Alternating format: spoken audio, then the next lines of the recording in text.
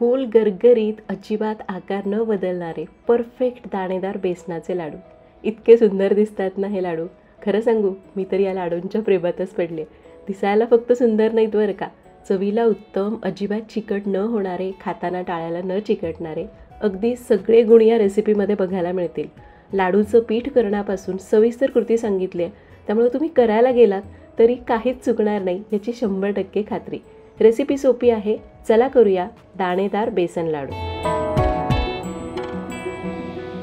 नमस्कार, सरिताच्या स्वयंपाकघरात म्हणजेच आपल्या सरिताज किचनमध्ये आज आपण जिभेवर विरघळणारे, अजिबात असे चिकट न होणारे बेसनाचे लाडू कसे करायचे ते बघणार आहोत.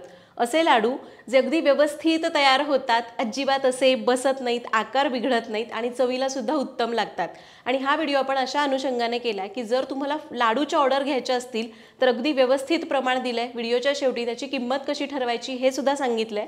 पण जर तुम्हाला घरगुती स्वरूपात करायचे असतील तर वाटीचं प्रमाण सुद्धा दिलेलं आहे. सगळं अचूक प्रमाण दिलंय, व्यवस्थित टिप्स सांगितल्यात.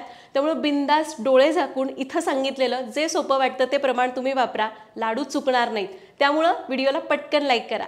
रेसिपीला सुरुवात करूयात.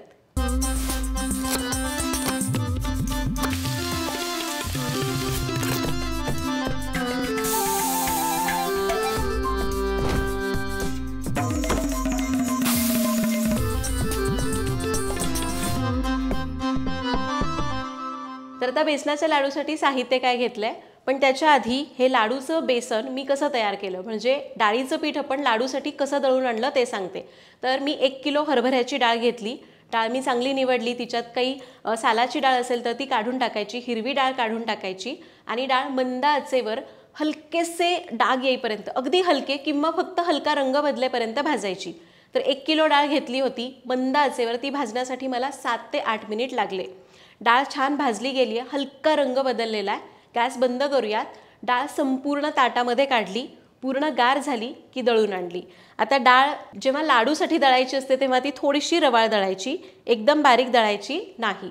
अगदी हलकासा कण त्याच्यामध्ये असतो ना, तशी डाळ दळून आणायची, म्हणजे लाडू असे टाळ्याला चिकटत नाहीत किंवा असे खूप चिकट होत नाहीत. तर लाडूसाठीचं डाळीचं पीठ कसं करायचं ते आपण बघितलं.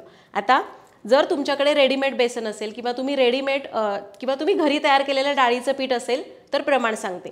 पहिल्यांदा आपण वजनी प्रमाण बघू. तर इथं आपण घेतलंय अर्धा किलो बेसन, जे आपण तयार करून घेतलंय त्यातलं अर्धा किलो बेसन घेतलं. त्यासाठी 400 ग्रॅम पिठी साखर घेतलेली आहे. 150 ते 200 ग्रॅम साजूक तूप घेतलेलं आहे. 1 चमचा वेलची पावडर आणि पाव चमचा पाणी किंवा तुम्ही दूध वापरू शकता. तर हे झालं वजनी प्रमाण. जर तुम्ही एवढ्या प्रमाणात लाडू केले तर 1 किलो लाडू तयार होतात, म्हणजे तयार लाडू 1 किलो होतात. तुम्हाला जास्त बनवायचे असतील तर हेच प्रमाण तुम्ही वाढवून घेऊ शकता. आता वाटीचं प्रमाण सांगते. इथं मी घेतली आहे 4 वाट्या डाळीचं पीठ, म्हणजे आपण तयार केलेलं बेसन. 4 वाट्या पीठ, त्यासाठी 2 वाट्या पिठी साखर घेतलेली आहे. पाऊण वाटी साजूक तूप घेतलंय. तूप घेताना पातळ करून किंवा थोडंसं असं सेमी लिक्विड करून मोजायचं, एकदम घट्ट तूप मोजायचं नाही, तर प्रमाण जास्त घेतलं जातं. पाऊण वाटी साजूक तूप, 1 चमचा वेलची पावडर आणि त्याच वाटीने पाव वाटी पाणी किंवा दूध. प्रमाण समजलं? रेसिपीला सुरुवात करू. आता रेसिपीची पहिली स्टेप, बेसन भाजून घ्यायचं आहे. बेसन भाजण्यासाठी जाड तळाची कढई घ्यायची आणि शक्यतो अशी गोल तळ असलेली कढई घ्यायची. सपाट पॅन वगैरे घेऊ नका, नाहीतर मग बेसन भाजताना हात खूप अवघडून येतो. बेसन एकसारखं भाजलं जात नाही. त्यामुळे आपल्या पारंपरिक कढया असतात ना गोल तळाच्या, तशा वापरायच्या. आणि जाड तळाची कढई घ्यायची, म्हणजे बेसन एकसारख्या रंगावर भाजलं जातं. आता यामध्ये घ्यायचं आहे साजूक तूप. तर आपण इथं जे तूप घेतलंय त्यातलं एक 4 ते 5 चमचे तूप इथं मी वापरते. सगळं तूप एका वेळी घालायचं नाही, हळूहळू घालायचं, म्हणजे अंदाज चुकत नाही. मी तुम्हाला शेवटी सांगेनच की मी अंदाज कसा घेतलेला आहे. तर तूप गरम होऊन द्यायचं आहे. आता यामध्ये घालूयात बेसन.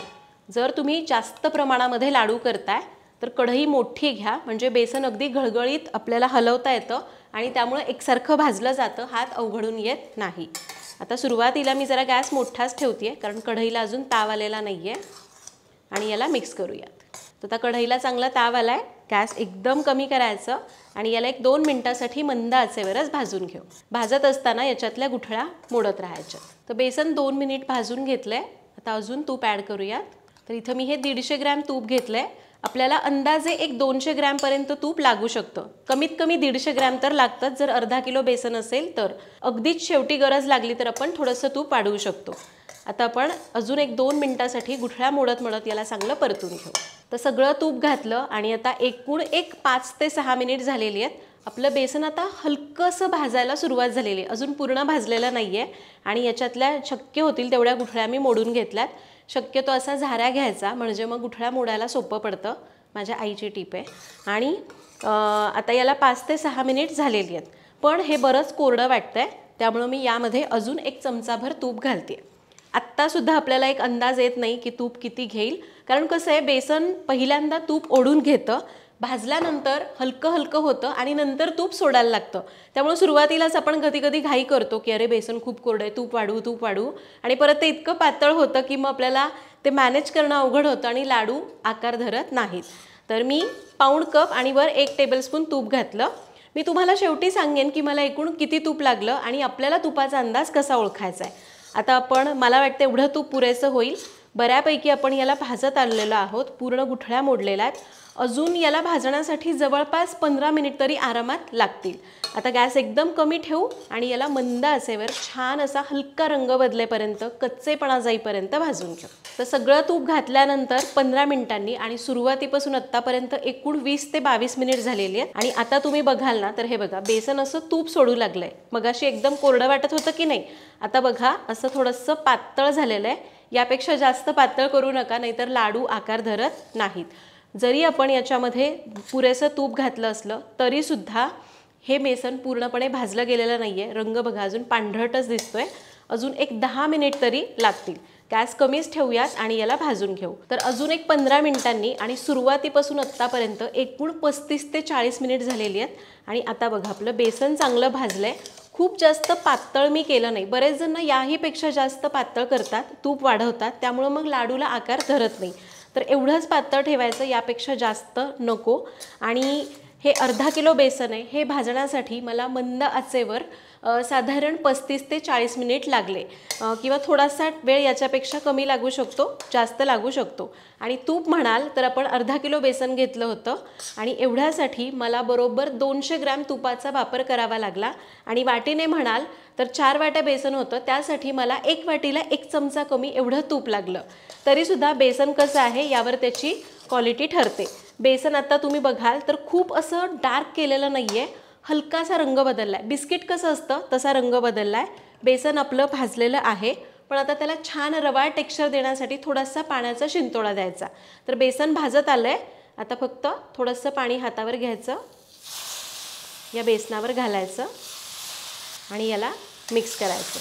आता तुम्ही बघाल ना पाणी घातल्यानंतर याचं टेक्स्चर एकदम असं फुलून आलेलं आहे, एकदम असं रवाळ रवाळ दिसायला लागलं आहे. आणि यामुळेच आपले लाडू रवाळ होण्यासाठी मदत होते. याच्याऐवजी आपण दूधसुद्धा घालू शकतो बरं का, पाणीच घालावं असं काही नाही. आणि बरेच जण म्हणतात की ताई पाणी घातलं की लाडू खराब होतील का, असं काही नाही. आपण याला परतून घेतलं की फक्त ते रवाळ टेक्स्चर तयार होतं आणि पाण्याची वाफ होऊन ते उडून जातं. पाणी घातल्यावर याला 2 मिनटं परतून घेऊया. टेक्स्चर लगेच कळलं ना तुम्हाला, आधी एकदम असं गोळा गोळा होतं पण आता एकदम असं भुसभुशीत झालेलं आहे. मी पुन्हा थोडंसं पाणी शिंतळते. अगदी 1-2 चमचे पाणी किंवा दूध घालायचं आणि याला परतून घ्यायचं. वा, काय मस्त टेक्स्चरवर आपलं बेसन भाजलं गेलं आहे. रंग तर अप्रतिम येणार आहे लाडूला. आता गॅस करायचा आहे बंद. बेसन भाजून झालेलं आहे. आता एका मोठ्या परातीमध्ये किंवा ताटामध्ये याला काढून घ्यायचं. तर बेसन एका ताटामध्ये काढलं. आता याला पसरून घ्यायचं आणि फॅन खाली पूर्ण गार होऊन द्यायचं. तरी हे बेसन गार होण्यासाठी खूप वेळ घेतं, अंदाजे 2 तास तरी आरामात लागतात. संपूर्ण गार करण्यासाठी याला फॅन खाली असंच ठेवून देऊ. तर साधारण 1-2 तास झालेली आहेत आणि हे बघा बेसन पूर्ण गार झालेलं आहे. 1-2-2.5 तास लागतात. बरेच जण तर काय करतात, बेसन रात्रीच भाजून ठेवतात आणि सकाळी लाडू करायला घेतात. आपल्याला फक्त याला संपूर्ण गार करून घ्यायचं आहे. हे गरम असेल आणि याच्यामध्ये जर आपण साखर मिसळली तर मात्र त्या साखरेचं पाणी होतं आणि लाडू वळायला त्रास होतो किंवा ते सेटच होत नाहीत. आता आपण काय करूयात, हे बेसन आपण थोडंसं हाताने मोडून घेऊ. तर बेसन मोडून घेतलं आहे. आता यामध्ये घालायची वेलची पावडर आणि पिठी साखर. आता साखर घालत असताना सगळी साखर एकावेळी मी घालत नाही, थोडी थोडी करून घालणार आहे. थोडीशी साखर मी बाजूला ठेवली. तरीसुद्धा साखरेचं प्रमाण तुम्ही जशी गोडी कमी जास्त हवी त्याप्रमाणे कमी जास्त करू शकता. आता ही साखर यामध्ये चांगली एकजीव करून घेऊया. आता बेसनाचे लाडू खरं बघायला गेलं तर बिघडत नाहीत, पण बऱ्याचदा काय होतं, 2 प्रकारे लाडू बिघडू शकतात. एक तर तूप कमी झालं, बेसन खूपच कोरडं झालं तर लाडू वळताच येत नाहीत, साखर मिसळल्यावर ते खूप कोरडं होतं. अशावेळी आपण काय करू शकतो, समजा साखर मिसळली आणि तुम्हाला वाटलं की खूप कोरडं झालं आहे, तर थोडंसं तूप गरम करा, ते पातळ होऊन द्या, ते गार झालं की मग या मिश्रणामध्ये मिसळा, म्हणजे त्याला बाइंडिंग येईल. आणि जर समजा तुपाचं प्रमाण जास्त झालं, त्यामुळे बेसन गार झाल्यानंतर तुम्ही साखर मिसळता त्यावेळी जर ते पातळ तसंच राहतंय, सेट होत नाही, याचा अर्थ त्याच्यामध्ये तूप जास्त झालं आहे. अशावेळी तुम्ही बेसन कोरडंच मंद आचेवर चांगलं भाजा, ते गार होऊ द्या आणि मग त्या मिश्रणामध्ये मिसळा, जसं लागेल तसं मिसळा. आणि त्या बेसन जेवढं आपण मिसळले त्याच्यासाठी थोडीशी पिठी साखर पण ॲड करू शकता. अशा प्रकारे बेसनाचे लाडू बिघडल्यानंतर तुम्ही त्याला रिपेअर करू शकता. आणि दुसरं म्हणजे साखर नीट मिसळली जावी, एकसारखी चव लागावी, त्यामुळे हे असं करायचं. यामुळे काय होतं, आपल्या हाताला थोडीशी उष्णता असते ना, त्याने याला चांगलं बाइंडिंग मिळतं आणि मिश्रण चांगलं एकजीव करता येतं.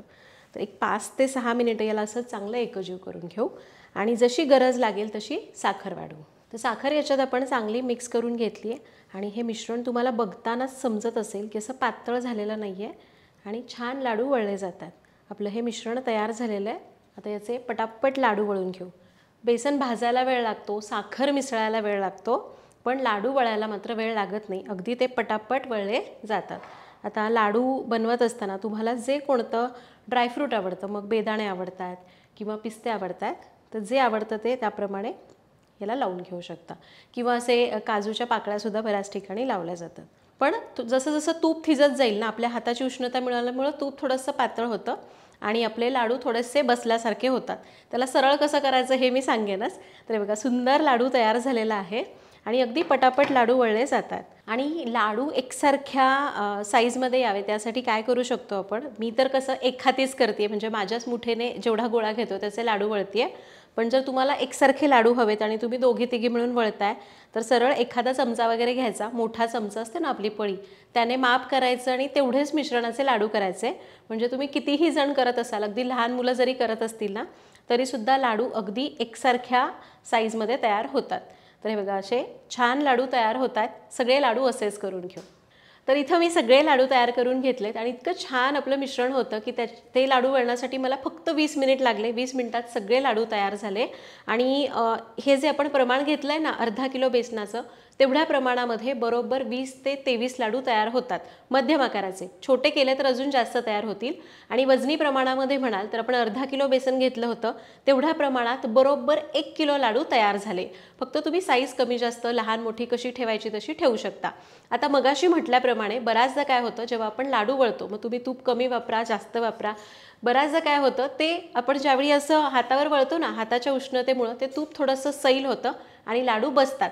तर काय करायचं, लाडू सगळे वळून घ्या, ताटामध्ये पसरून ठेवा आणि 1 तासभर तसेच ठेवून दिले की मग त्याच्यातलं तूप थोडंसं थिजलं जातं. मग लाडूला पटकन गोलाकार द्यायचा आणि डब्यामध्ये भरून ठेवायचे. असं केल्यास लाडू एकमेकांना खूप जास्त चिकटून बसणार नाहीत आणि त्यांचा आकारसुद्धा बिघडणार नाही. फक्त इथं सांगितलेलं तुपाचं प्रमाण योग्य घ्या, म्हणजे लाडू बसणार नाहीत. आणि मगाशी म्हटल्याप्रमाणे आता जर तुम्हाला ऑर्डर्स घ्यायच्या आहेत तर याचं प्रॉफिट कसं ठरवायचं, तर कुठलेही जेव्हा आपण फूड ऑर्डर घेतो तेव्हा त्याच्या 50 ते 70% आपण प्रॉफिट लावू शकतो. तुम्ही कोणत्या एरियात राहता, तुमच्या एरियामध्ये काय रेट आहे त्याप्रमाणे तुम्ही प्रॉफिट ठरवू शकता. आता लाडू समजा उदाहरण द्यायचं झालं तर हे प्रॉफिट कसं कॅल्क्युलेट केलं जातं. समजा तुम्ही कुठलाही पदार्थ करताय, त्याची ऑर्डर घेताय, तर त्यासाठी तुम्हाला किती खर्च आला, मग त्याच्यात ते पदार्थ, गॅस लागणारा, त्यानंतर पेट्रोल, पॅकेजिंग, या सगळ्याचा खर्च काढायचा. समजा 100 रुपये खर्च होतोय, तर त्यामध्ये तुम्हाला 50 ते 70% किती प्रॉफिट लावायचं हे ठरवायचं. तुम्हाला जर 50% प्रॉफिट लावायचं आहे तर 100 रुपये खर्च झाला, त्याच्या 50% म्हणजे 50 रुपये, म्हणजे टोटल त्याची किंमत होते 100 प्लस प्रॉफिट 50 रुपये, अशी 150 रुपये. म्हणजे मी एक अंदाज सांगते, अगदी या लाडूचीच किंमत सांगत नाही आहे. अशा प्रकारे तुम्ही प्रॉफिट ठरवू शकता. तर आय होप आजचा हा व्हिडिओ तुम्हाला आवडला असेल. आवडला तर व्हिडिओला लाईक नक्की करा. इथं सांगितलेल्या टिप्स जरूर फॉलो करा. यातला एक लाडू मी तुम्हाला तोडून दाखवते. तर हे बघा, अगदी छान लाडू तयार झालाय, बघताच कळतंय की जिभेवर विरघळेल.